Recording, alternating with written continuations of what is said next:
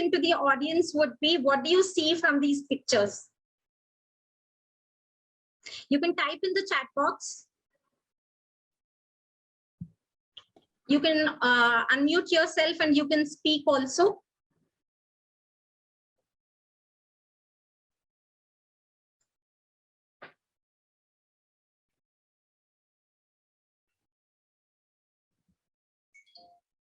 What are your observations from the pictures? Wonderful. Birds are together. What else? From the first picture, what's the giraffe doing there? Mutual support of both birds. Excellent. That's what family is all about, right? Can we have more responses? There are no right and wrong responses in this session. All responses are right. Family together support. Different views. Top view of the lady, exactly. The rest of it is forgotten.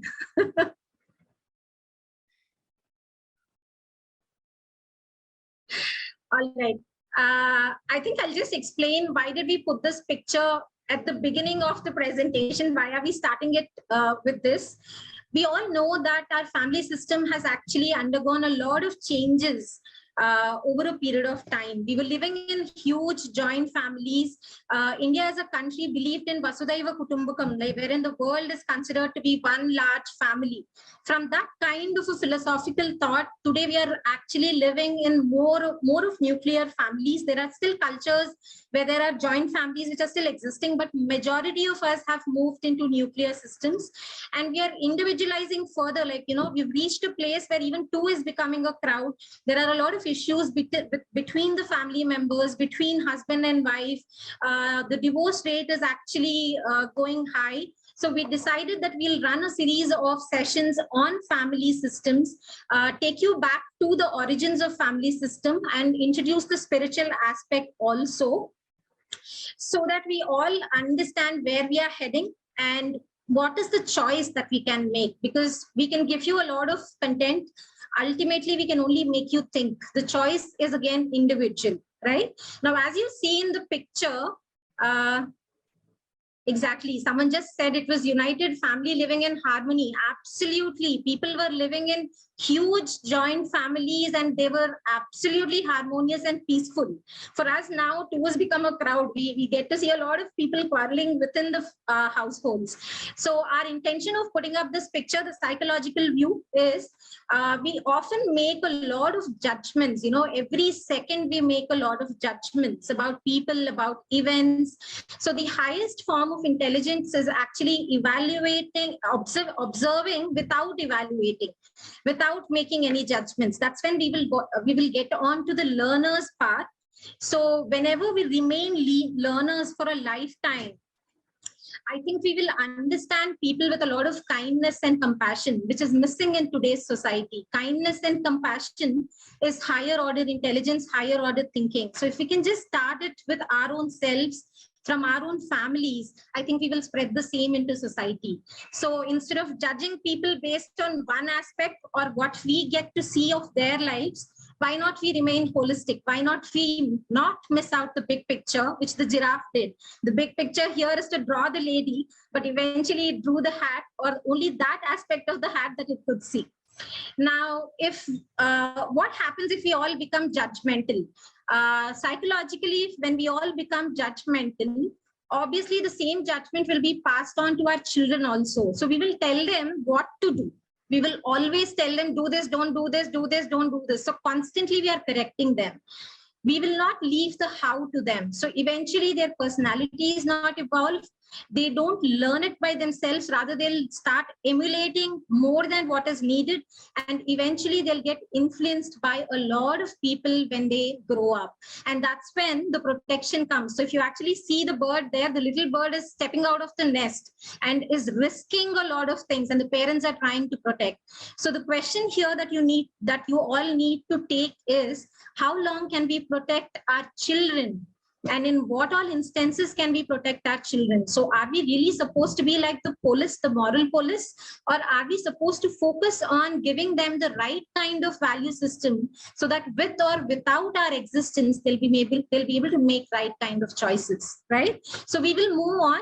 I would like to hand over to Pranava for the spiritual side of the same slide. Over to you, Pranava. Yeah, thank you, Gayatri. I would like to first offer my humble obeisances to my spiritual master and to all my spiritual teachers who have brought me from the path of ignorance to the path of knowledge. I'm ever indebted to them. I'm also very grateful to my parents, my brothers, my family, my relatives, and all the devotees here and across. And I'm also grateful to Gayatri who brought me here. She has got such a healing touch, and by her capacity of her words, she can heal a lot of burning and suffering hearts. Also grateful to Vishwa Talks for having me here, because it's such a beautiful platform that they have created for the speakers and for the audience.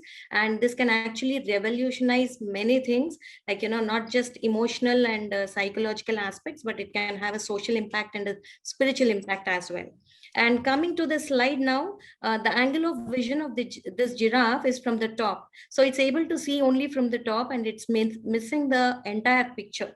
So similarly, in life, we also actually start perceiving everything with our senses. So whatever we see, hear, taste, and touch. So based on the gross perception or the bodily conception, we believe that we are the body, and we actually miss out the actual essence, that is the soul.